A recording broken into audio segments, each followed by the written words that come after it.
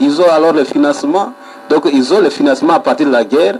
C'est pourquoi ils en profitent sur le dos des conflits. Alors voilà, la guerre, elle n'est pas bonne. Et toi, personnellement, tu as été aussi touché? J'étais débarqué, j'ai aussi fui la guerre pour que je me retrouve comme je suis ici, à Bougne. Sinon, ce ne serait pas comme ça. Il y avait des maisons, de quoi détruites, je ne sais pas? Des maisons détruites, incendiées, dont nous gardons de mauvais souvenirs, puisque la vie ne peut pas aller de cette manière-là. Alors, revenir à Bougne ici, est-ce que ça a été facile pour commencer à s'adapter et avoir une nouvelle vie? Non, ça n'a pas été facile. Ça n'a pas été facile. Il fallait se débattre comme un diable pour ne fût-ce qu'avoir une survie à Bougne ici, tellement que la vie à l'époque n'était pas facile. Alors, vous avez commencé comment justement à vous adapter ici? Qu'est-ce que vous faisiez au début?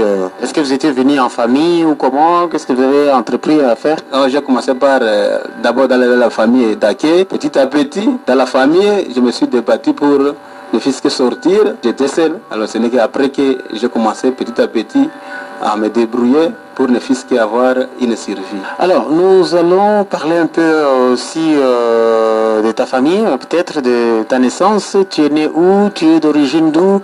Tes parents, est-ce qu'ils sont à vie ou pas? Qu'est-ce qu'ils font? Je suis né de parents, ils s'appelaient Banga Ndaora Ignace. À l'époque, secrétaire des laboratoires à TIPST de Bloukwa. Il est à vie. Ma mère aussi, elle est à vie. Elle s'appelle Céline. Elle est à vie aussi. Elle est cultivatrice. Donc ils sont actuellement ici à Bougne. Bon, moi, mon nom c'est, comme je l'ai déjà dit au départ, mon nom c'est Lodonga Banga Jean Benoît. On m'appelle Benedicto. Je suis né aussi, comme je l'avais dit, à Bloukwa. Donc Bloukwa, au labo, le laboratoire qui était à TIPST de Bloukwa, le 24 mars 1975. Alors toi-même, tu es marié ou pas? Oui, je suis marié, père de Sekafa, marié à madame qui s'appelle Francine Lové. Alors Francine Lové, qu'est-ce qu'elle fait? Elle suit ses débats au marché, c'est une marchande au marché. Tu peux toujours te souvenir un peu comment tu l'avais rencontrée pour la première fois, comment tu l'as attirée vers toi jusqu'à être ton épouse? Non, je l'ai vue donc, quand elle passait à l'école, quand elle devait fréquenter l'école. Je la voyais et ça m'a attiré. À l'époque, Bougnade, c'est là qu'elle étudiait. Alors quand elle devait passer, je commençais toujours à l'apprécier. À l'apprécier, c'est-à-dire quoi exactement qui t'attirait chez elle? Mais sa forme, la beauté réside dans l'œil de celui qui voit. C'est ainsi que je l'ai vue. Ça m'a vraiment impressionné. Elle t'a accepté facilement aussi comme ça? Non, ça n'a pas été facile. Au départ, elle n'était pas d'accord. Alors finalement, comme chaque fois je devais la déranger, finalement elle a fini par accepter. Voilà, nous allons nous évoluer avec cette émission, mon parcours. Nous allons parler de tes loisirs. Tu es taximan. Est-ce que tu as des temps de loisirs pendant ces temps-là? Qu'est-ce que tu fais généralement? Je n'ai pas de temps de loisirs tellement. Je me donne beaucoup à faire la prière. Prière, mais est-ce que prière, ça c'est le loisir? Prière n'est pas loisir, mais parmi les loisirs, j'aime les jeux de football. Mais de temps en temps, comme les temps ici de taxi m'occupent beaucoup, je ne fais pas beaucoup, je n'ai pas beaucoup de temps pour les loisirs. Tu prends quand même un verre de bière? Je le prenais à l'époque, mais actuellement, je ne le prends pas. Pourquoi pas? J'ai vu que ça vraiment, c'était pas de mon choix. Ça constitue parfois les dépassements inutiles. Qu'est-ce que tu as vu de mal chez les gens qui boivent tout le temps? Parce que les taximens, ce sont des spécialistes, hein? Non, pas tellement, pas tout le monde. Vraiment, quand je vois les gens qui prennent l'alcool, finalement, ils finissent mal et puis leur état de santé se détériore à tout moment et puis ils finissent mal leur course. Tu as vu tes amis qui ont péri ou qui ont eu des moments très difficiles parce qu'ils étaient des ivrognes, peut-être parmi les taximens ou ailleurs? Oui, ils sont beaucoup. Il y a qui prennent en même temps les chanvres, en même temps des alcools.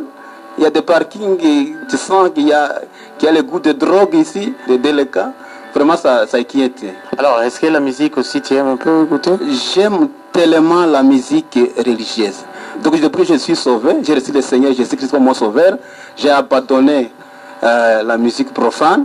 Je me suis donné uniquement aux musiques religieuses que j'aime toujours suivre à tout moment. Depuis que tu es sauvé, c'est-à-dire nous qui suivons les musiques non religieuses, on n'est pas sauvés. Hein? Non, vous êtes sauvés, mais pour nourrir la foi chrétienne, c'est ainsi que j'ai choisi les musiques religieuses. Quand vous suivez la musique profane, ça va aussi, mais pour moi personnellement, j'apprécie la musique religieuse uniquement. Alors tu peux nous choisir justement une chanson au hasard pour qu'on puisse jouer? J'aime beaucoup la chanson de Micheline Chabane qui nous dit que Nauti Musika, que j'aime suivre à tout moment, car ça me rappelle beaucoup de Ça te rappelle comme quoi? Ça me rappelle comme des souvenirs.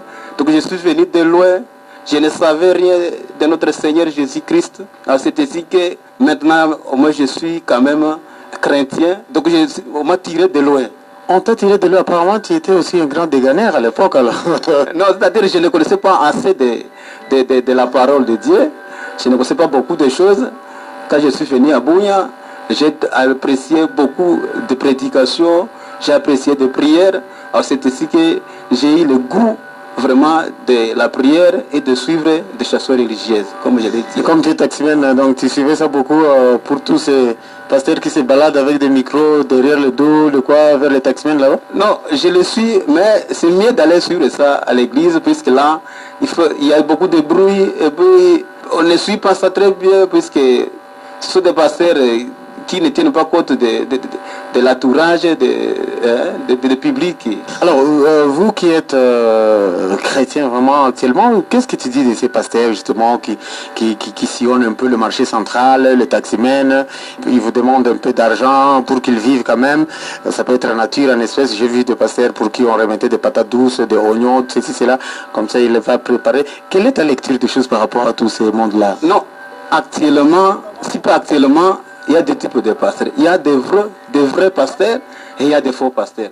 Il y a des gens qui se déguisent en pasteurs, or ils ne sont pas des pasteurs. On les voit selon, comme Jésus disait, selon leurs actes. Hein, les fruits, on les voit selon l'arbre. Donc il y a des pasteurs qui se déguisent à des pasteurs, mais au fond ils sont des faux pasteurs, mais il faut des avertir. Qui vont jusqu'à même enfermer des femmes parfois dans des chumba chamaombi. Voilà. Avec beaucoup de dégâts.